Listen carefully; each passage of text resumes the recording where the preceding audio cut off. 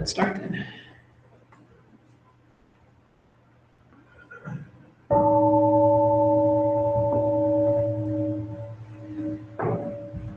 Okay, so welcome everybody. This is a good large group. Thanks for coming.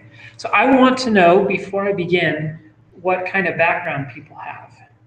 So who here knows what transhumanism is? Let's start there. 2, 3, 4. So well less than half. So before you read the email, how many of you knew what transhumanism is? Okay. So how many of you would recognize the term humanism? There we go. Now we got everybody. Okay. So what is transhumanism? Transhumanism is the idea that, and it gets borrowed from humanism. So most transhumanists are therefore atheists. So when we talk about religious transhumanists, it's almost like talking about religious humanists, and it's something of a contradiction in terms. The transhumanists are a group that sprung out of humanists, except they also added to that the concept that technology is advancing in a way that is changing what it means to be human in a fundamental way. And then there are degrees of that. So I would wager that everyone here, by the time I'm done explaining this, will consider themselves a transhumanist, but not everyone will consider or agree with 90% of what other transhumanists might say. But that's okay. The great thing about transhumanism, or one of its great things, is that it has a certain degree of flexibility, and no two transhumanists believe the same thing. So there is a degree to which I think everyone would agree that our nature is changing. Not only who we are, but what it means to be human is changing over time. In other words, I don't think anyone who believes in evolution would suggest that evolution is stopped or is done with us. And then the question is our evolution impacted by our technology? I think the answer to that is also an obvious yes. And so you put those two things together, you become a transhumanist. So let's talk about what we mean. In what ways does technology change things and change what it means to be human? Well, what is a hammer? It's a tool. What is it meant to do? Pound things, nails. But originally, probably it was to break things, break nuts, that sort of thing, and now to hammer nails. But what does it do? I mean, physically, when you put a rock on the end of a large stick, what does that do?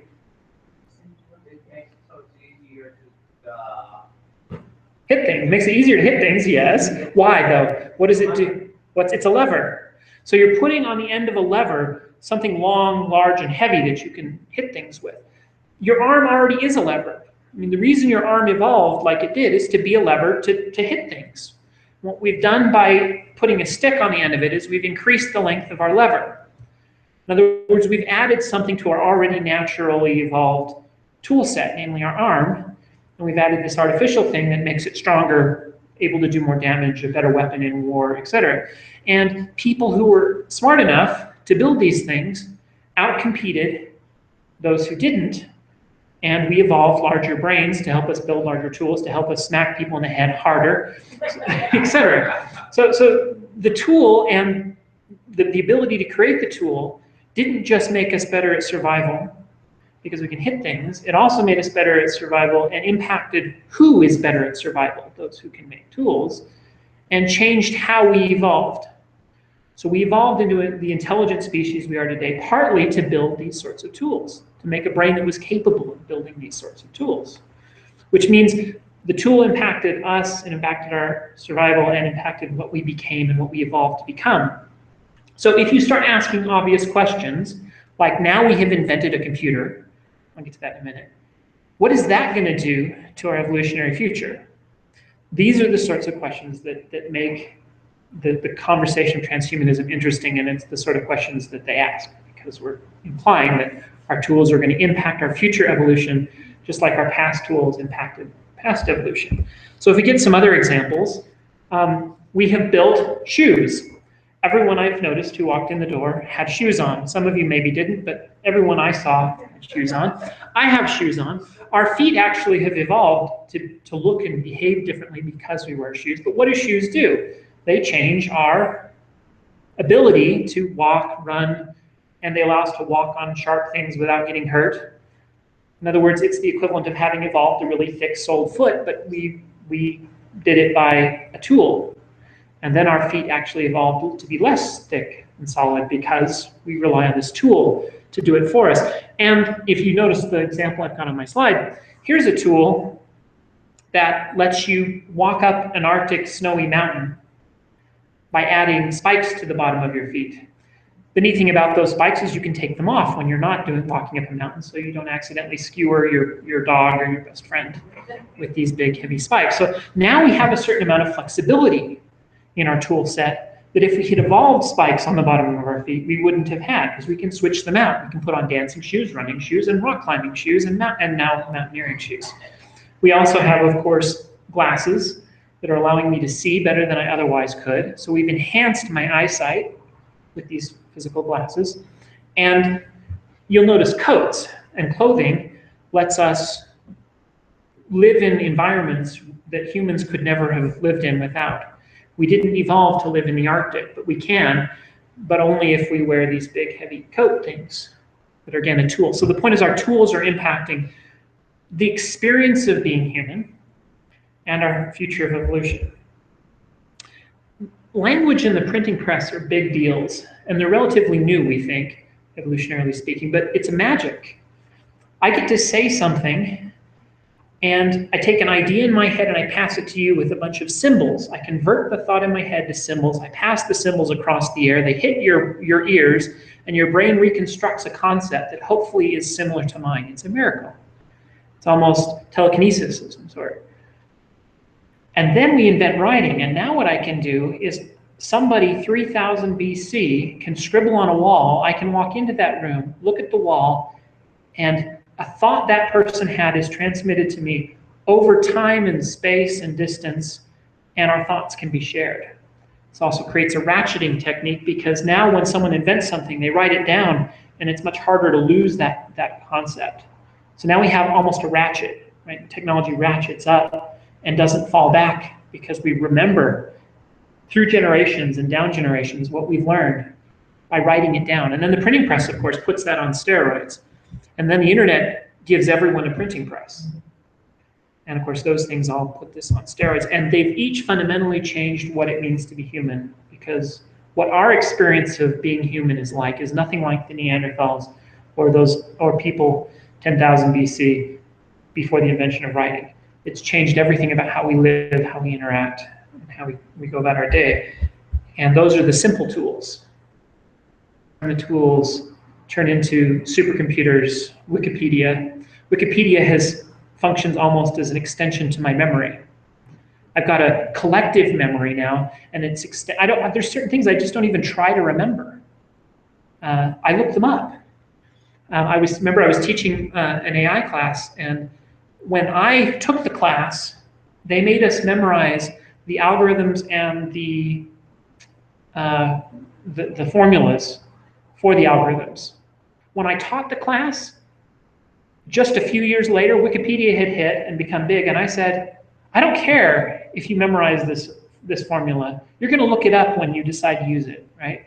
What I want my class to know is the name of the algorithms and what they're good for, so that when you hit a problem, you can go to Wikipedia and look up the algorithm and implement it. That's not something I need to waste your time memorizing. And everything was different about that class, because Wikipedia changed everything about taught and what I felt like they needed to know. There was a question. Go ahead. Did someone still have a question, or did your question disappear? Or we're all good? Okay. I thought I saw a hand with a question. All right. So I guess what most people think about, though, when they think about transhumanism is far more radical concepts. I mean, what I'm trying to say is a transhumanism just is someone who recognizes the fact that glasses are cool, and they change our quality of life. And that's true, but most of them then take that concept and say, well, what other cool things could we do? And they let their imagination wander. These are the computer science nerds and the science fiction fantasy nerds, of which I am obviously one. And so they start letting their imagination wander, and they say, well, shoes are great, but what happens when we change things even more significantly? and how can we change things? So, human augmentation. What can I do to change a human being's body or physical? Well, the hammer already extends the lever arm. DARPA is very interested in these sorts of physical exoskeletons. And their job is to help a soldier carry a heavier pack over longer distances without getting tired. And all they are is a bunch of motors attached to a bunch of exoskeleton type structures so that when the person moves, the motor moves for him and carries the load. So if he's got a big 100-pound pack on his back, the motors carry the pack, he just tells them where to go, and now you have a super soldier who's stronger, can go further and cross larger distances. And these are not things that are in the future, these are the sorts of things that exist now. Although they're too expensive and the battery packs don't last long enough to be practical, they exist, and then we're working on improving them. So can you imagine what it would be like to be stronger? The next question is, can you imagine what it would be like to have a better nose? So I want you to think about this for just a minute. How many of you like broccoli? Raise your hand. How many of you hate broccoli? Raise your hand. No one? Oh my gosh. Well, maybe because a lot more people have figured out that if you don't cook them like the British, it tastes a lot better. All right. Broccoli everyone hates. It's all boiled. It's terrible. So it turns out that there is a genetic test that will predict with near 100% accuracy who likes broccoli. Did you know that? Do you know why that test works? It turns out that human beings have taste buds that are designed to pick up certain chemicals. And proteins built by your genes are designed to latch on to certain chemicals. And when those chemicals latch on, they send a signal to your brain that says, oh, I just tasted or I just smelled something interesting. And in, I think, about 50% of the human population, that gene, a gene that is involved in tasting broccoli, there's a chemical in broccoli that is extremely bitter unless you cook it away. And that bitter chemical tastes really bad. No one likes that chemical. Who can taste it? Those who like broccoli are defective. Their gene is broken. Specifically the gene that tastes this bitter chemical. So if you like broccoli, it's because you can't taste the chemical, and I like broccoli, by the way. It's because you can't taste the chemical that is bitter in the broccoli. And so it tastes fine to you because you can't taste that particular chemical, because your gene that makes the receptor on your taste buds is broken. It turns out if you look at our junk DNA, we have a large chunk of broken genes for taste and smell. A lot of them. Because our ancestors depended on smell and taste to determine if things were poisonous, etc., to a much higher degree than we did.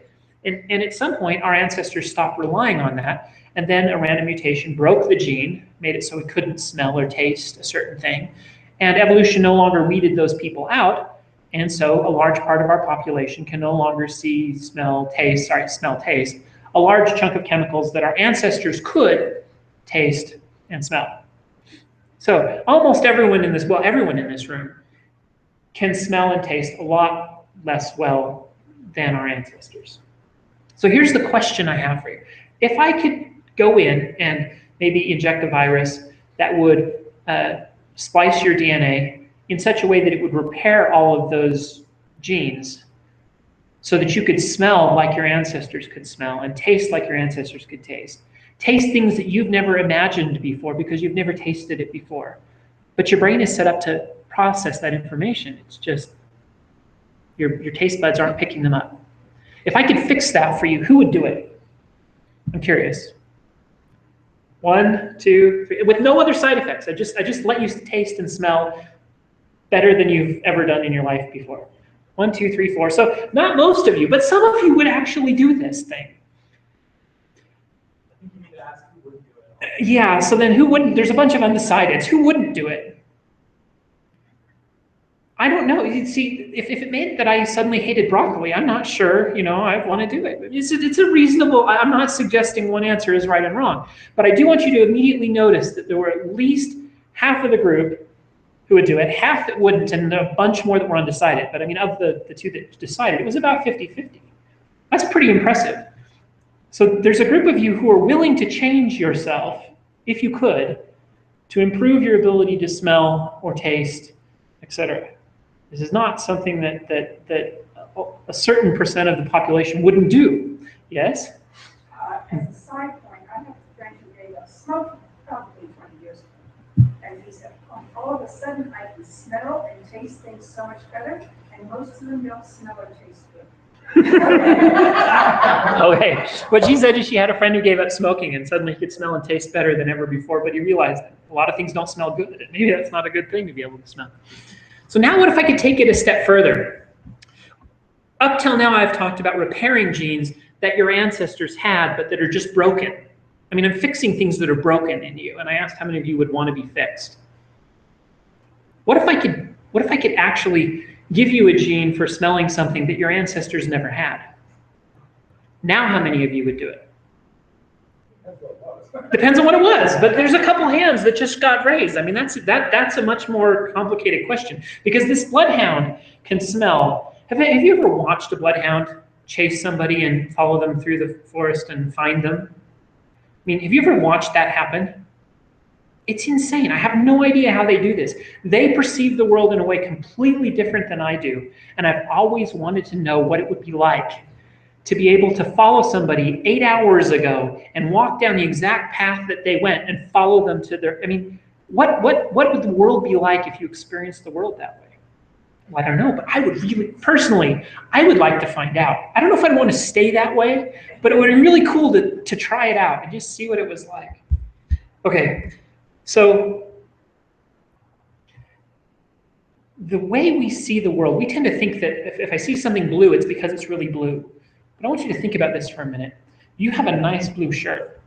When I see your blue shirt, it has this great, cool, I have a vivid image in my head, something blue and cool, and it has all sorts of implications.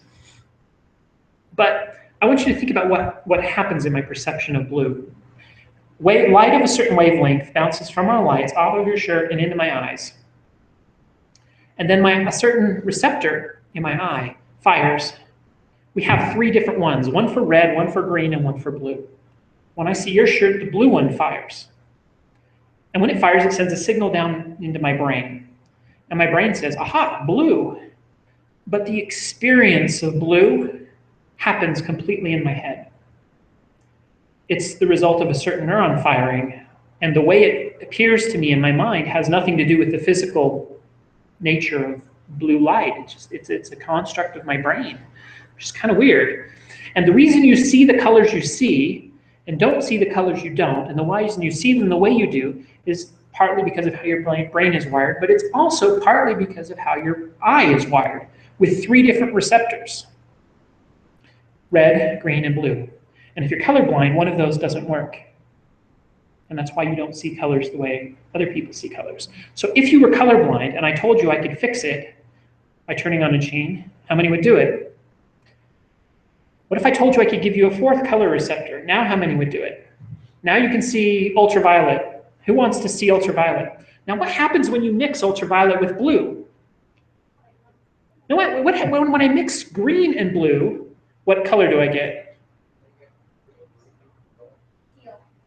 Yeah, yellow, right? Something like that. You don't really get anything because they're kind of between one another to begin with. It's yellow and well, it depends on if you're looking at additive light or subtractive light. So artists who paint like to think about what happens when you take certain lights out. Because when you mix paints, you're taking certain wavelengths out. When I'm working on a computer screen, I add light, and so if I add 2 colors, I get a 3rd color, and it's not really a different color. It's just what your brain does when 2 signals get passed down. If I had a 4th color signal, all sorts of things would look different.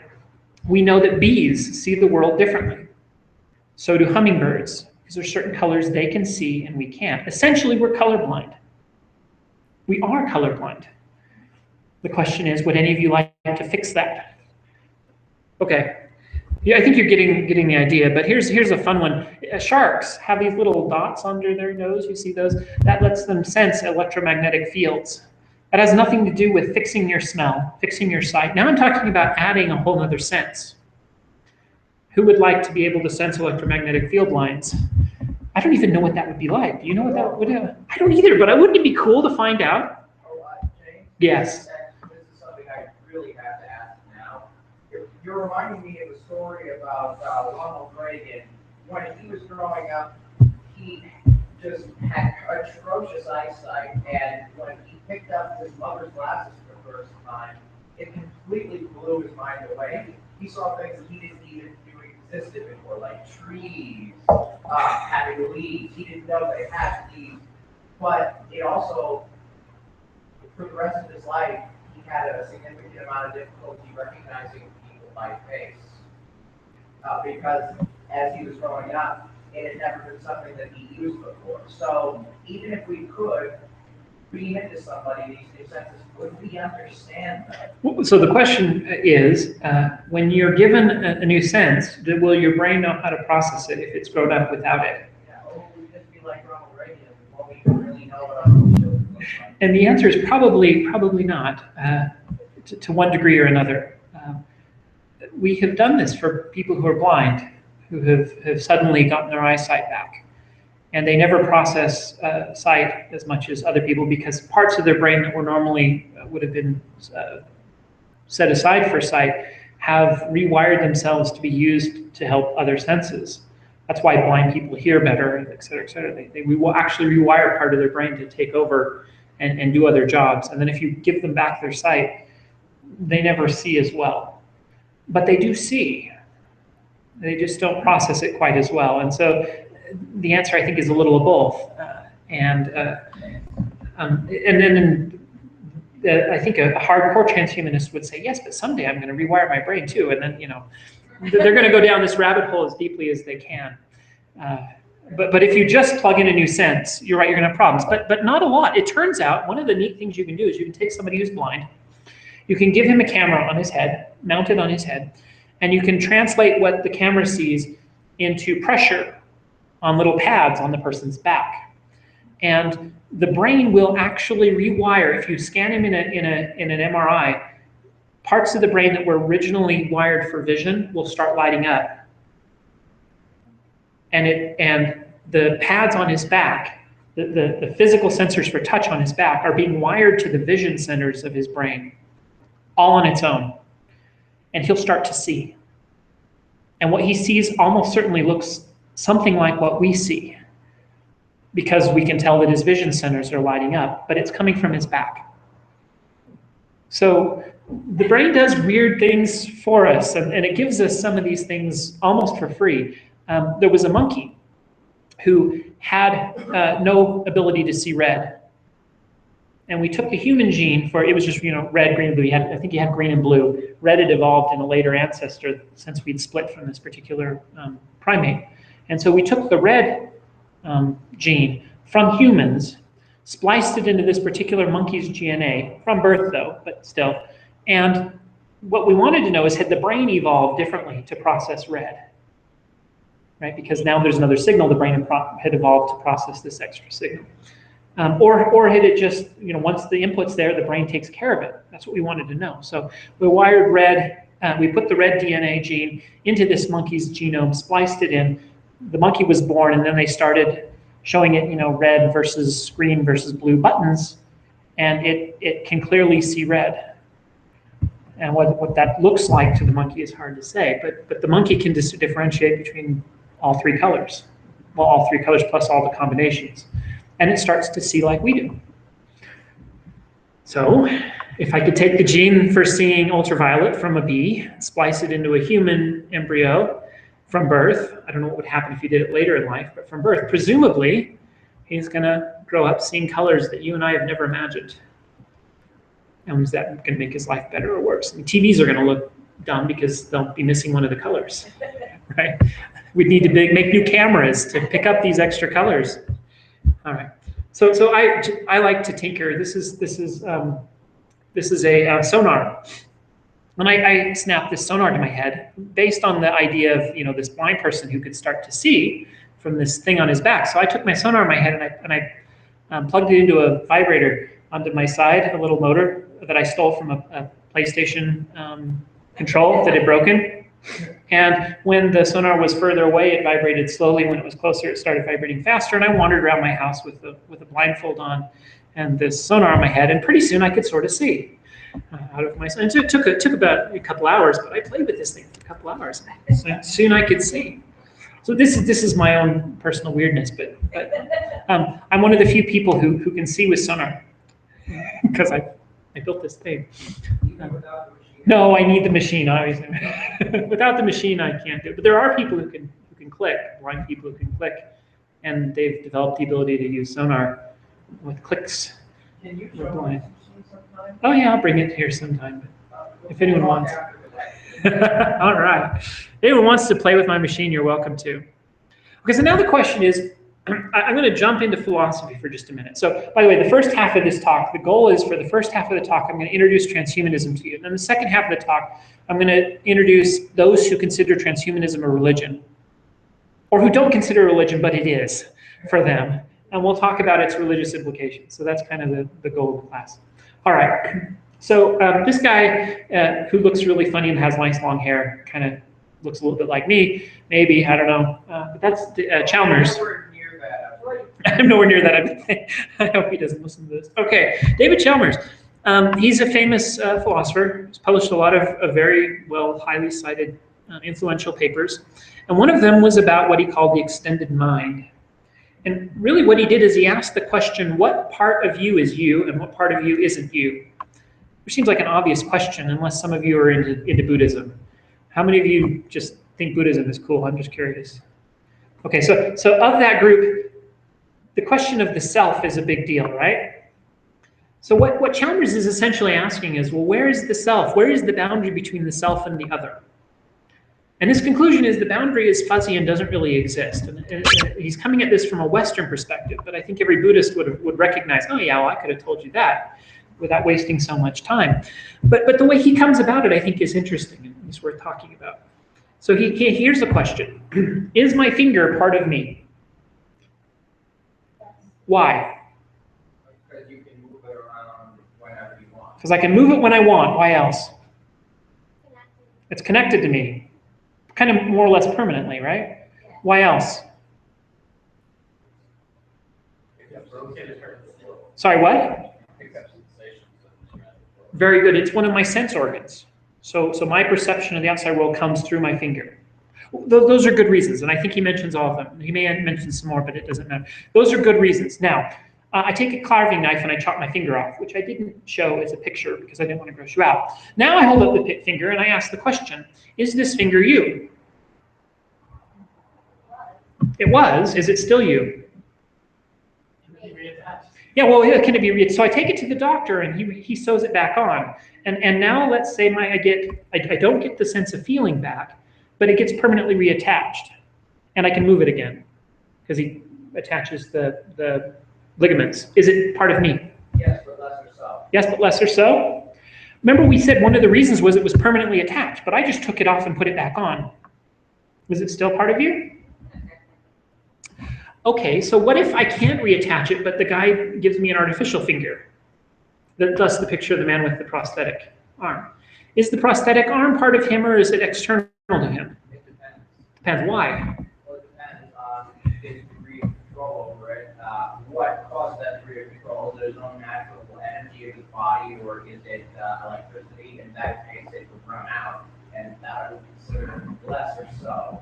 Okay. So all of these points, in a way, it is, but it's like how a guitar is part of a musician rather than how arms and legs are a part of Michael Jordan. Okay. Yeah, I was going to say maybe it depends on his perception. Okay. How he feels about it, whether it's part of him. She said it depends on how he feels about it. Have you ever heard of the experience some people have of certain body parts not belonging to them? They feel like they're someone else's body. And in some situations, the psychologists and doctors will decide to amputate the body part just to relieve the person's distress. Have you ever heard of this mental disorder? I know somebody who has it. And for a certain body part, this is something a lot of people have it sometimes for arms. Something's wrong in the brain, and they feel like the arm isn't theirs, even though they can move it, and so their perception of it is broken. The perception of the body part as part of them is broken, And therefore, it creates a great deal of distress because it's like they have someone else's arm attached to them. And often the only solution is to just cut the thing off. They'd rather live without it than have this disconnect mentally. How many of you have played a video game to the extent that you felt like you were the person in the game? Two of you, the only two gamers in the room probably. How about this one? How about driving a car? You drive a car, do you finally get the feeling of kind of the car is an extension of you? Yeah. That's part of how the human brain works, is we pick up the things that we have control over and motion over, we incorporate into our mental model of that which is part of us, because it's something I can control. So people who have artificial limbs often feel like they're part of them. People who have natural limbs sometimes feel like they're not part of them, depending on how this breaks. So that perception is an important part of the differentiation of what we feel is ourself, but is it really the boundary between ourselves? Let me give you another example, the notebook. This is one Chalmers brings up in his thing. Someone has Alzheimer's, and maybe they have a short-term or long-term memory deficit. One of the coping mechanisms that doctors will often give this person is a notebook. And they'll write, and they'll use the notebook as kind of an external memory storage device. Is the notebook part of them? Almost everyone says no. But then you ask the question, what would happen if I were to implant a computer into their back and put a little glass in front of them that would display information before their eyes that would function as a short-term memory? Is that part of them or not? Feels like it's sort of yes, sort of, because it just picked up the permanently attached part, and it's part of them, and it's functioning to replace this. What happens if, let's assume I can create an implant that goes inside this guy's head, and the purpose of the implant is to fix the part of his brain that is not functioning in his short-term memory space. It's inside his skull, though, attached to his brain, replacing the functionality of the broken part of the brain. Now is that part of him? Now it feels like it's part of him. But yet it wasn't part of him biologically speaking. But it's so I guess what we're getting at is I'm trying to get at the idea that when I can take external things and make them part of you, then you're more likely to agree with me when I said things like Wikipedia is an extension of my memory. Or let's say there was an experimental who put electrodes on a monkey's brain and had an arm across the country. One was in the East Coast, one was on the West Coast, and the monkey would control the arm to move treats around and stuff, and then if he moved into the right place, the treat would appear on the other side and he'd be able to eat this treat. And he could move this arm from his electrode in his brain. So you got the whole sensory input, sensory output, it was connected to his brain, but it was on the other side of the continent. Is it part of him or not? Where is the boundary of self? And the answer of Chalmers is the boundary between the self and the other is a fuzzy boundary. It doesn't actually have a hard boundary like we think. So I guess that matters when we start talking about transhumanism, because we're going to talk about using tools to change us. And then the question is, when we do that, or have we created a self, or have we just used a hammer? I mean, a hammer doesn't feel like part of me. When I start changing my body to be able to see colors I couldn't see before, that sort of thing, that feels like part of me. Okay. And by the way, I'm not trying to convince any of you that some of this can be done, like the color thing. Maybe it can. I mean, we did give the color red to a monkey, right? Maybe it can be done. I'm also not trying to talk about whether it should be done ethically. There are ethical concerns for all of these that deserve to be talked about. What I'm trying to do is, just like I did for every other religion we've covered, is give you the background behind what these people believe so that you understand them and deal with them, right? I'm not trying to convert you necessarily. There are certain things I would like you to understand and probably accept, but that we all should go out and augment our bodies isn't one of them, right? Just so you know before we get too carried away. So there are a list of technologies that are advancing right now that have the potential to change what it means to be human. One of them is DNA and biotech. So let me tell you how this is going to work, because this is going to happen. And it's going to start with curing genetic diseases. Right? So I have a friend who has Morphin syndrome. Her kids have a high chance of getting it, and it's a genetic disease. I have there's a group in, I think, England who were just approved to create children from 3 parents. And the way this works is there are certain diseases that are passed down the mitochondrial DNA through the mother. So if the mother has it, the child will have it because he'll get her mitochondrial DNA. The father doesn't contribute to that. So what they did is they took an egg, and right. So what we do is we take what they do. They take an egg, they take out the mitochondria, they insert the mitochondria from another person who is healthy, who doesn't have this disease. Then they impregnate the sperm, the egg with the sperm, and now you have a child with the genetic component from 3 people. Essentially, it has three parents, but you've cured the genetic disease from the mitochondria. So does anyone really want to force someone to pass on a potentially debilitating mitochondrial disease that will ruin their quality of life for the rest of their lives to their children? Probably no one. Do we want to help this person have a child that's healthy? Probably yes. To do that, we have to do something funny. Like we have to fix this DNA problem by putting someone else's DNA in that place. The result of that is a child with 3 parents. Unless, of course, you could find a way to put the father's mitochondrial DNA in, which maybe you could do. Most people, though, at that point start freaking out. You're playing God, you're changing, but when it's phrased in terms of curing disease, most people say, okay, we're going to cure this disease. But what happens when I say, okay, well, now my child is colorblind, I'm going to cure that disease? Okay. Yeah, do it. Do that. I don't want my child to be colorblind. All I have to do is fix this one gene in his genome, and now he's not colorblind. Okay, so now I'm going to give him 4 colors because that's cool, and all humanity is colorblind. I'm going to help him taste broccoli and all these other things, and I'm going to make his eyes blue and his hair green. And right now you've crossed over the line into what we call designer babies, and that line between fixing disease and making someone smarter is fuzzy because I could always say that any genetic trait that makes me less intelligent is a disease. So I'm going to get rid of it. So I can make children smarter, I can do all sorts of things, and we've already done some of this. My point is, this has happened today already. We've got these children with 3 parents thing, it's happening.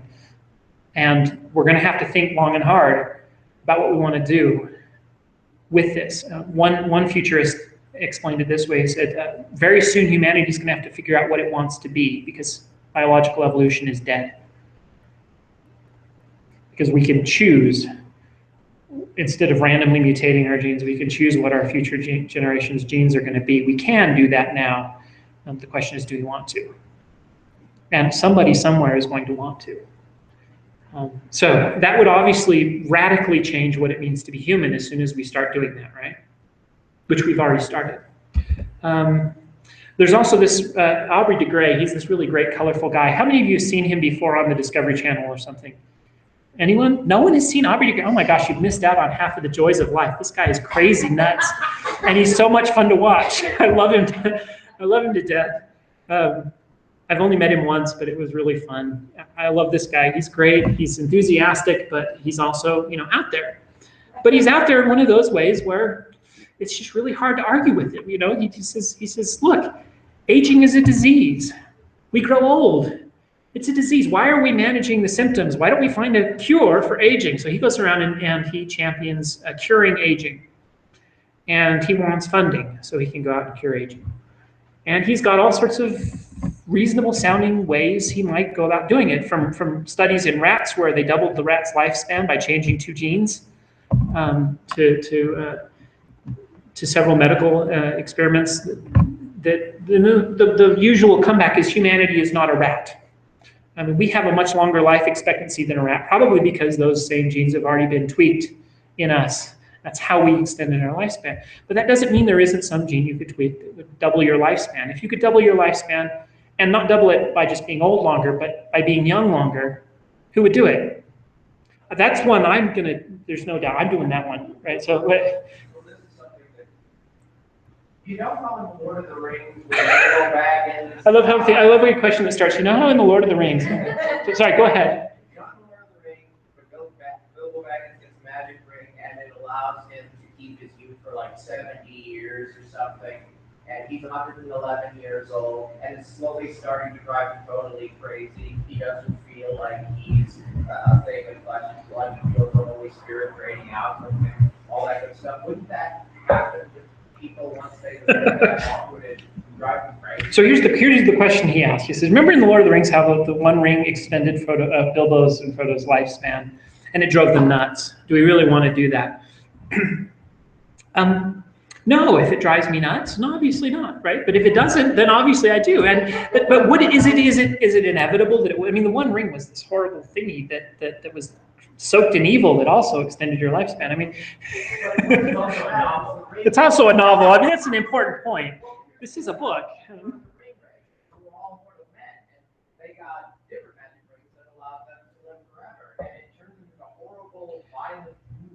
Well, so no, this is a good philosophical question, because Tolkien it's a novel, but Tolkien is exploring philosophy in this novel. And one of the things he does is he says the quest for immortality, especially if you read the Silmarillion, which is his prequel, the quest for immortality is an evil thing, because we need to be willing to die and pass on our world to our children and not hold on to it ourselves. And besides, there's an afterlife in Tolkien's world, and we need to be willing to give up this life and move on as God intended. And that's a philosophical argument that Tolkien makes through his books. It's also a theological argument that is based on a religious concept for Tolkien, one that I'm not sure we have to accept and follow and agree with. Or if we did agree with it, I know many people who believe in God who certainly wouldn't commit suicide early to get to him faster.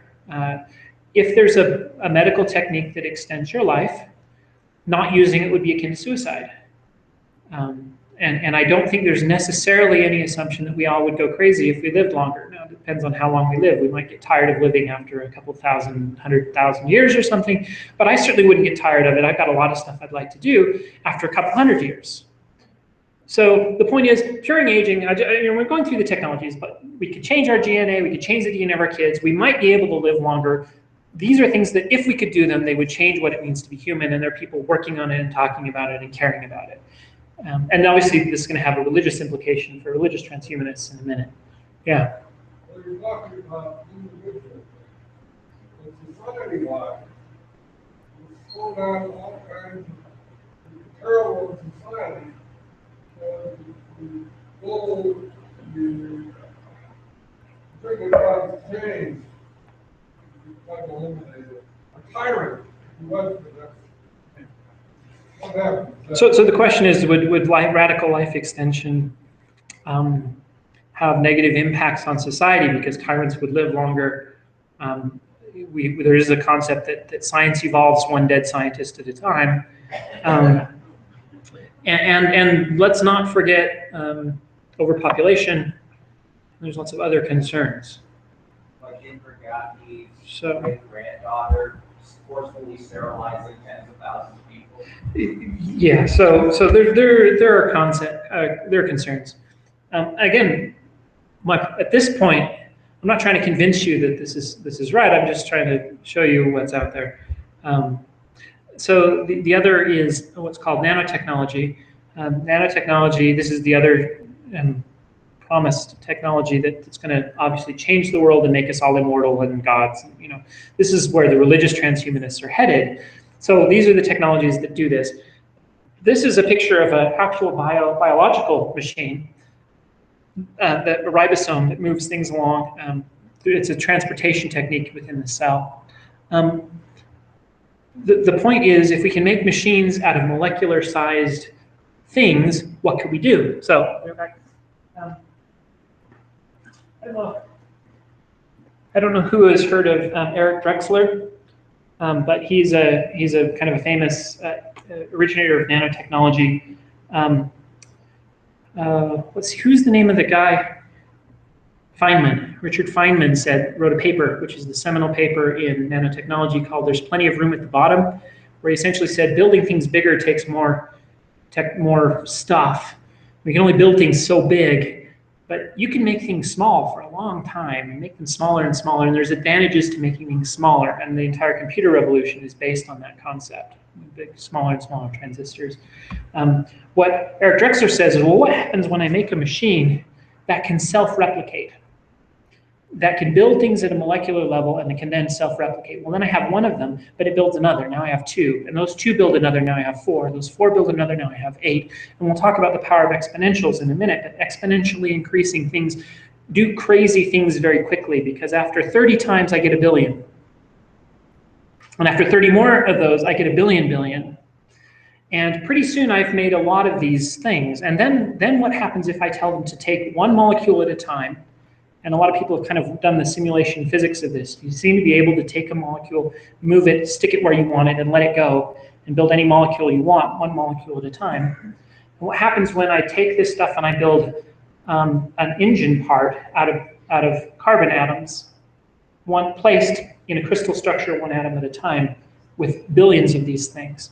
The result is a diamond, and material technology just goes through a kind of a quantum leap. And again, this is the point science fiction, that they're speculating about what might happen.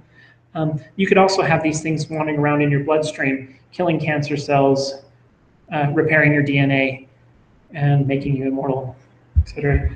Okay, so the other one obviously is cryonics. This is the people who think that nanotechnology is coming, so it's going to make us all live forever. In the meantime, if I die, I'm going to freeze my body so that I can be revived by nanotechnology later, and the nanotechnology will repair my body, supposedly, and then I'll come out of the cryonics bin back alive. There was a great Star Trek episode about this, if anyone's ever seen it.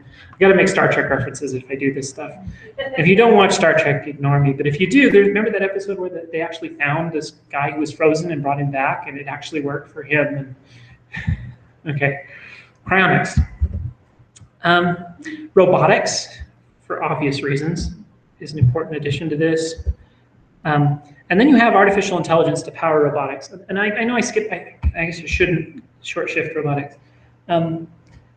We're getting to the point where we're automating a large amount of our jobs. What percentage? I remember, I heard this a while ago, now I can't remember the numbers. There's a certain percentage of people who drive trucks for a living, and it's some huge percent of our workforce drives trucks. By the way, 85%. 6 million people do. Yeah, and it was some huge percent of our entire workforce. I can't remember what it was. Google's automatic car is essentially a robot that drives itself. It's going to put all of those people out of business within the next 10 years. All of them. So one of the kind of, when you have robotics that can do every job you can do better than you can do it, faster than you can do it, there was a movement historically called the Luddites, right? And they were making looms, and the looms were putting these workers out of business, and they complained. They said, well, we can't let all these people lose their jobs. The world's going to fall apart. And what they didn't realize is when you automate a job, you just make human effort more productive. The human effort moves to other more productive areas, and we're all better off. We get cheaper clothes, and we're all happier and better. There's no reason to ban printing, looms, so that these workers can keep their sweatshop jobs. It depends on who has the patent. Okay, so the argument that the transhumanist makes at this point is that's true until you automate every single job a human can possibly do. And if you add artificial intelligence on top of robotics, now even the mental jobs that we can do can be done better by a computer. And as soon as that happens, the entire workforce collapses, all of it. And what does that do to society? And most of them will advocate for a form of socialism, where they'll say that the profit motive that capitalism is based on is wonderful right up until the time it's not needed. Because once you automate every job, the profit motive is irrelevant. And so at this point, what we want to do is we want to take those means of production, those automated means of production, and share in what they produce equally. And so they'll claim that this has to lead to some sort of socialist response. Most of them vote for Bernie Sanders. Yeah, comment in the back. Big business would be the robot repair shop. Until the robot repair shop is repaired by robots. Right? Yeah, there's a guy named Bill Joy, who wrote this thing, The Future Doesn't Need Us, where he got to that whole building robots, and he said, well, at some point, what's the purpose of a person?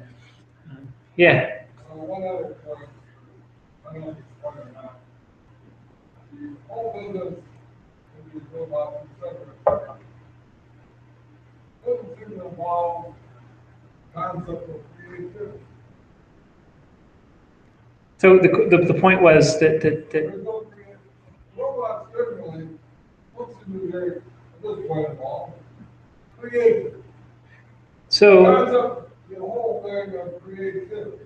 Now, there's very few people in the world who are creative, and they change a lot of things. But there aren't very many of them, and it sweeps across societies and so forth once it's done.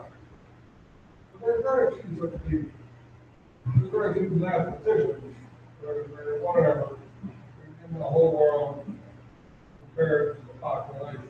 Well, the idea is that eventually you can invent something that could even be a robot mathematician, not even just something that regurgitates, but something that comes up with its solutions on its own. Very recently, there was a machine that taught itself how to play Go well enough to be Japanese grandmasters. That's the idea. well, so this is actually something I've worked on. So the question was, for those who didn't hear it, and it involved creativity. And one of the concerns, that's a valid concern, is that once you automate everything, you take the creativity out of it.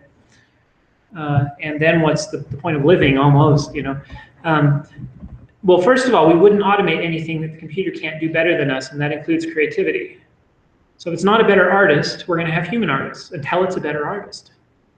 And at the point, in other words, nothing will be automated until it can do it better than us, including in its creative capacity, I would surmise.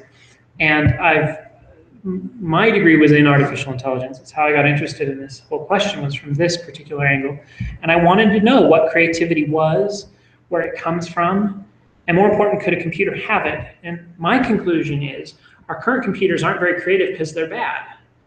But I don't see any reason a computer can't be as creative or more creative than me. I've watched computers and evolutionary algorithms and things that I've written come up with solutions I would have never dreamed of.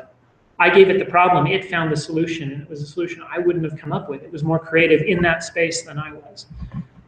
So that's not something I'm terribly worried about. But yeah, there's another. I guess from a scientific point of view, the idea of creating something that's more capable than the person to do something perfectly good. There's one objection from objective from a science community, neuroscience community.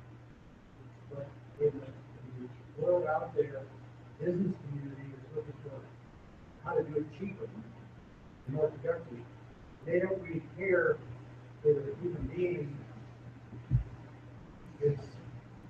can be replaced and want to do it cheaper. If we had a small converting paper mill in Las Vegas, Nevada, in all places, kind of years ago, there they found that human beings could build the boxes cheaper and faster than the computers could, mechanics could, machines could. Yep. And so they use human beings. Business is driven by efficiency, not what you could do. Yeah, so the comment was business cares more about making things cheaper and not necessarily making things better, and in that sense more efficient. I think that's true, and there's a tension there that has to be balanced. So artificial intelligence is an addition to robotics, but it's think about how the hammer extends our arm. Artificial intelligence and computers in general are an attempt to make a tool that extends our mental processes. So what I want to know is who here thinks, this is part of the creativity, right? We just talked about whether a computer can be creative. Who here thinks a computer can fall in love? Nobody. No, not now, ever. Yeah.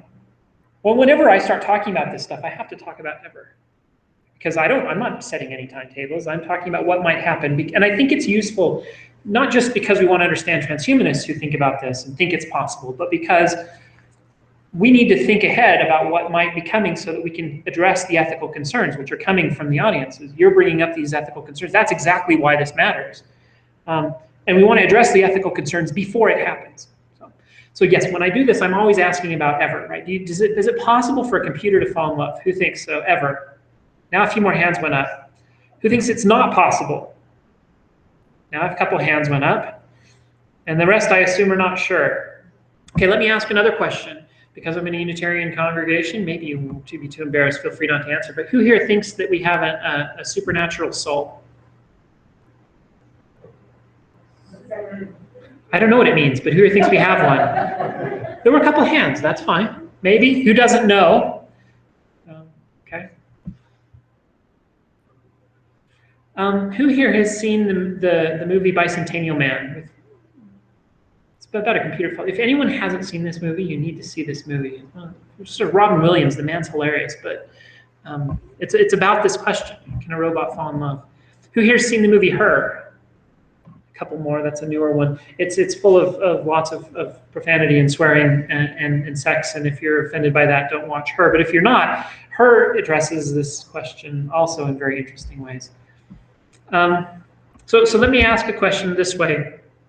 This is, again, Chalmers. He's the guy who did the extended mind, but he came up with this paper called, and I will link these papers in the video, and I'll send the links out. You can go read the actual papers if you care. But he wrote a paper about qualia. Qualia is a name for perceptions. The experience of your blue shirt is a qualia. The taste of ice cream is a qualia. Qualia are just names for quantities of perception, of physical, of subjective experience. There we go. And he wrote a paper called Dancing Qualia, Fading Qualia, Dancing Qualia, it's called, where he asked the question, can a computer experience a blue shirt? Can it fall in love?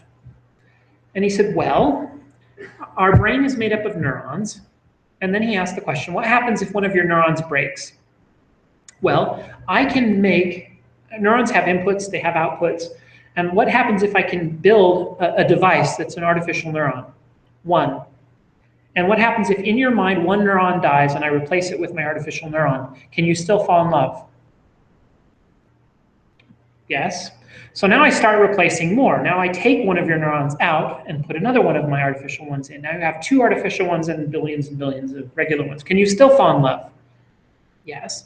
Well, the artificial neuron, by definition, takes the same inputs and produces the same outputs. So your behavior doesn't change as I replace the neuron.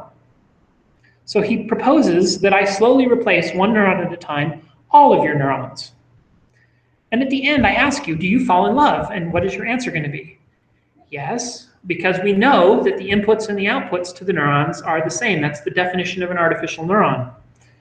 So if you stopped falling in love somewhere along the way, slowly faded, your ability to fall in love slowly faded, where did it go? And why did you keep saying, I fall in love? And if you're having the experience, oh no, I'm fading, I can't fall in love anymore, but your mouth is busy moving, saying, I just fell in love, that doesn't make a whole lot of sense. And then he proposed, well, what happens if I take half of your brain and replace it and leave the other half there? And then I, right at the corpus callosum where they connect, what happens if I switch them back and forth? So I have your true right half of your brain and I have an artificial right half of your brain. And at the corpus callosum, I switch them back and forth. And so right in the middle, I say, can you fall in love? And you say, yes, I can fall in love. And each time you say one of those, I switch it back and forth. And so half the time it's the artificial one, half the time it's the regular. That's the dancing qualia. Your qualia is coming and going and fading and reappearing and disappearing. And he's like, that doesn't make any sense either. And finally, his conclusion is your brain is essentially a computer. It's a computer made out of wet, squishy electrical signals instead of dry, wired electrical signals, but it's a computer. If your brain can fall in love, then a computer can fall in love, he claims. The only counter to that I've ever heard that makes any sense is we're not a computer. Our brain isn't a computer. We have a soul. And that's what falls in love. So it's okay if you think that we have a soul. But if you don't think that we have a soul and you think that computers can't fall in love, something's broken somewhere. And I'm not sure what it is. And maybe it's because I haven't thought my way through this problem hard enough. But a lot of people have tried. And there's something here, I think, that at least should challenge us to think about it a little harder. But yes, go ahead. Yeah, so what about people that are incapable of love? I mean, so that would suggest that it's a learned behavior, but it's supported by the structural elements. That's right. Right. So what he said was, what about those people who have a hard time feeling love and empathy? They exist. And when we scan their brains, we can actually see structural differences. So the ability to love has something to do with the structural processes in our brain, which again is the other argument for a computer can fall in love if you build a computer right. So when we think a computer can't fall in love, the reason I think is because we're looking at this. This thing cannot fall in love. If I build it differently, then the answer to that question, I think, changes. The reason it can't is because it's not built like my brain. But as soon as I build one that works like my brain works, the answer to that question, I think, has to shift. Yeah. Well, the thing with the brain is not static. You grow, lose structures. I think it does when you learn things, you get these structures. It tells you this is the pathway that whatever you're learning, put the door in that or a lot. And I don't know what the machine is going to do. Okay. So the way you build a learning machine currently is you have a set of storage that represents if you were simulating a brain, it represents the neural connections. And when the computer learns something, it changes that byte file, which changes which neurons it believes are connected where, and the computer can learn. So the comment that a computer is static, whereas our brain is dynamic, doesn't really make a difference. I can create a computer program and have built computer programs that learn, grow, and change over and adapt over time. I mean, that's certainly easy to do, and there's an entire field dedicated to machine learning that does that and works on that. Yeah. So I want to address this general issue here that it seems like so many things that you're talking are looking at all of this sort of rose-colored glasses. Like Absolutely. Technology doesn't automatically include a lot of unintended consequences and problems. I'm thinking of sexting, I'm thinking of hackers, drones, nuclear weapons. Now, so many things we think are going to turn out X, turn out Y, or at least turn out X, Y, Z, A, R.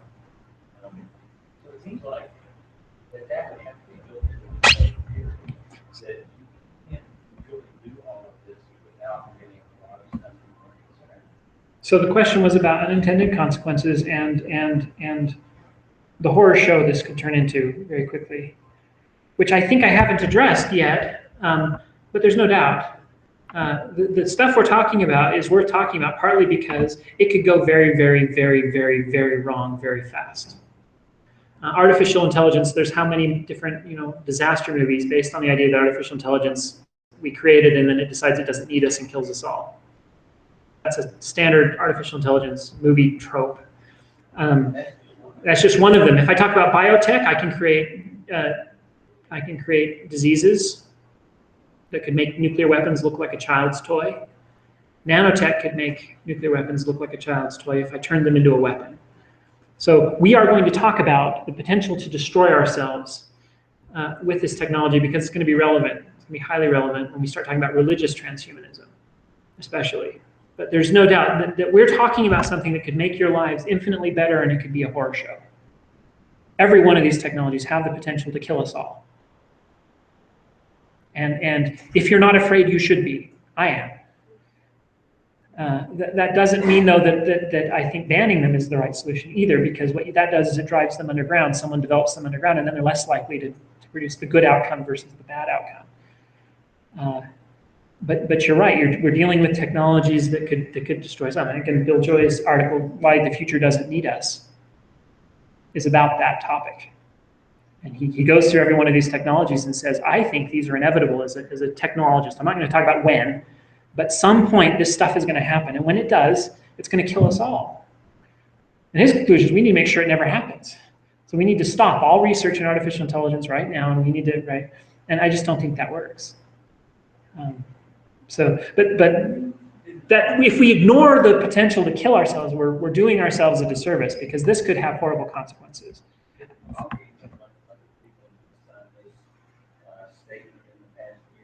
Oh yeah, I signed it. I signed it. Yeah.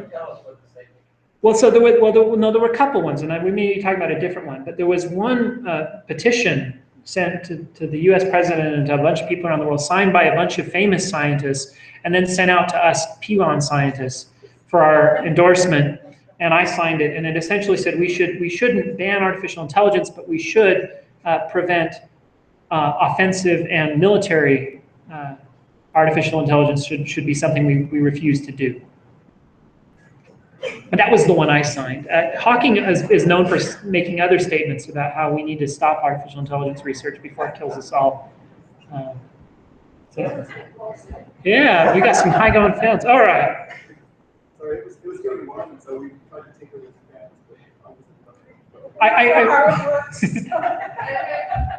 Okay, so remember what I said about this right half, left half of your brain thing with David Chalmers' substitution argument.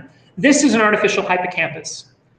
The hippocampus doesn't necessarily store our memories, but what it does do is it somehow orchestrates the other neurons in the brain such that we are capable of forming new memories. If you take it out of a rat, the rat can no longer form new memories. If you put this gizmo back in the rat's brain, which connects where the hippocampus used to be, the rat can now make memories again. It's an artificial hippocampus. And they're testing it in humans who have had certain forms of brain damage. So this is Chalmers' substitution argument actually in action that works for an animal, and they're testing it for humans right now. So again, my point is, this isn't just pie in the sky speculation. This is something that is actually sort of vaguely plausible, but not yet, sort of thing. Yeah. Do we think that when they reinsert the hippocampus, that it's the same memories or all new ones? Well, so the hippocampus, as I understand it, helps you form new memories. It's not about the existing memories. What this hippocampus does is it helps the rat form new memories about new mazes, but you can take its hippocampus out and it will remember its old maze, I think, is how this worked. I'm trying to remember. I am not a neuroscientist. I'm a computer scientist, artificial intelligence, but so obviously that's how I ended up interested in transhumanism, through the AI route. But I'm woefully ignorant about the brain, which is something I should fix, because they're related questions with artificial intelligence and natural intelligence. Okay. Mind uploading is where it gets really weird.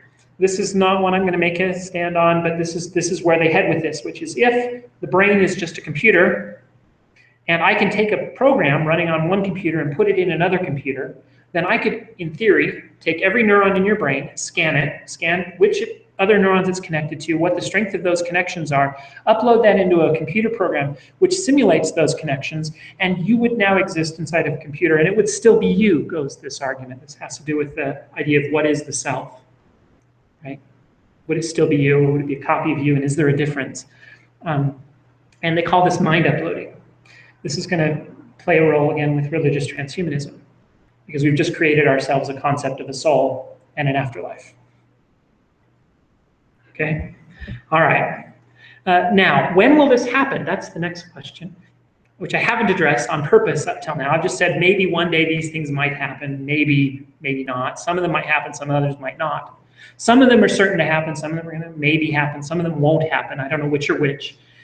And I don't know when they're going to happen, but this guy claims he knows when it's going to happen, right?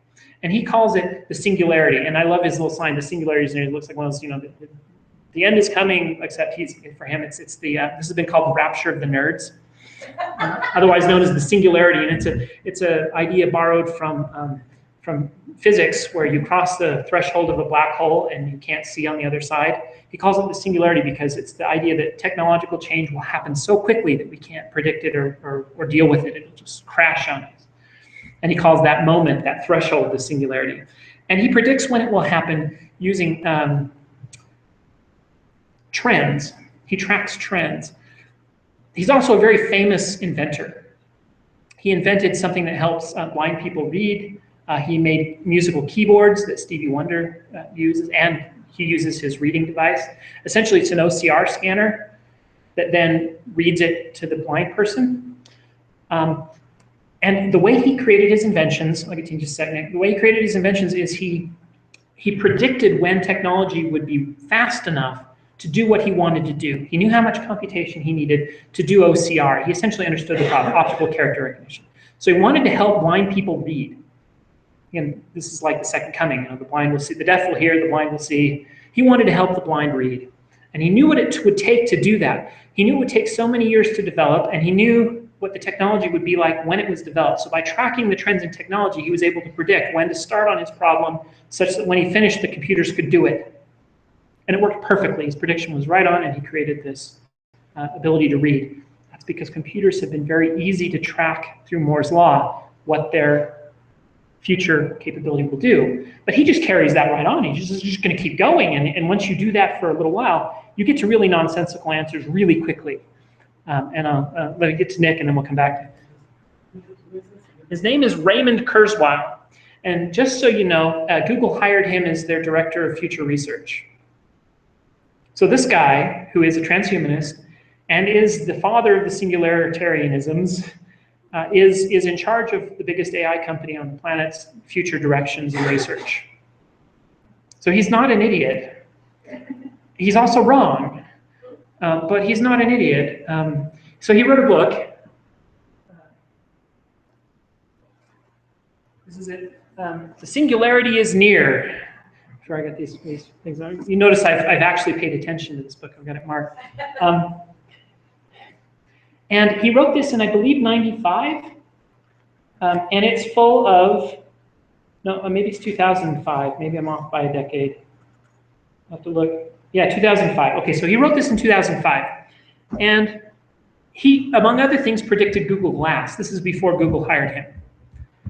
And he was really good, and he was right on, because he predicted when the displays would get small enough, when the computing power would get fast enough, and the battery technology, the amount of energy it would require got small enough that you could wear who knows what Google, does anyone not know what Google Glass is?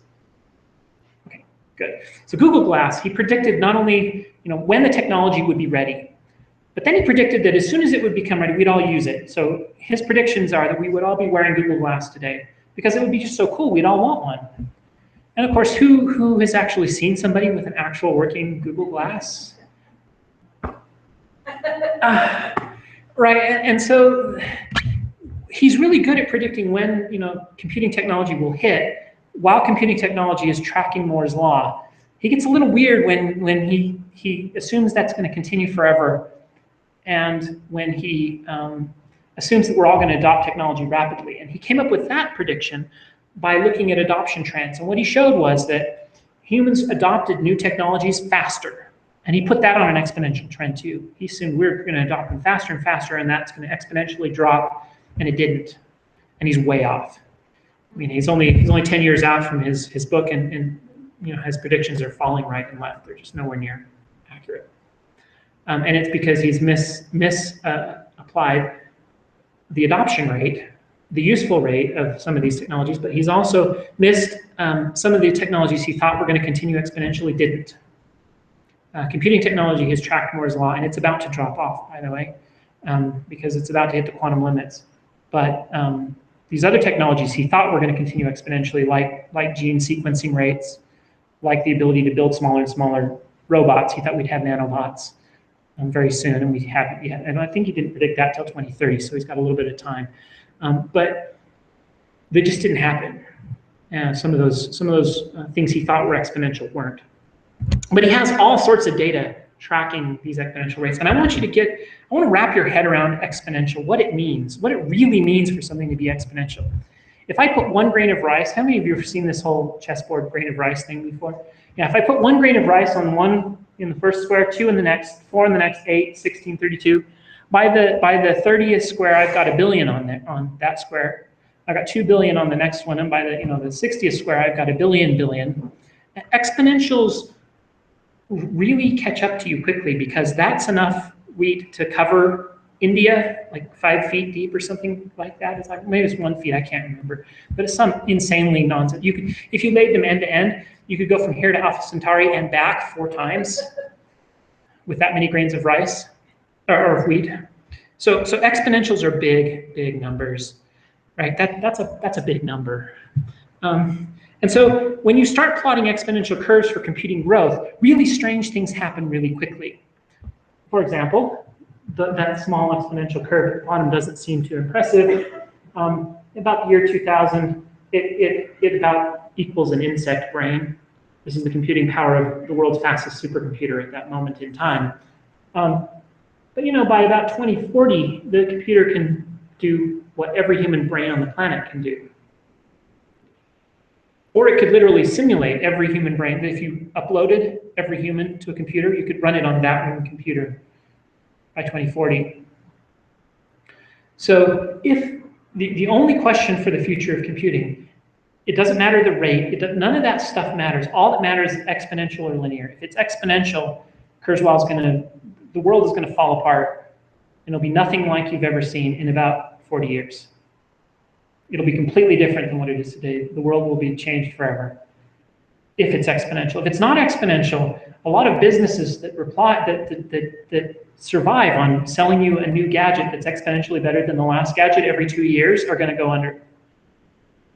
So either way, the world is going to be different than it is today, one way or the other, in about 40 years. Radically different, one way or the other.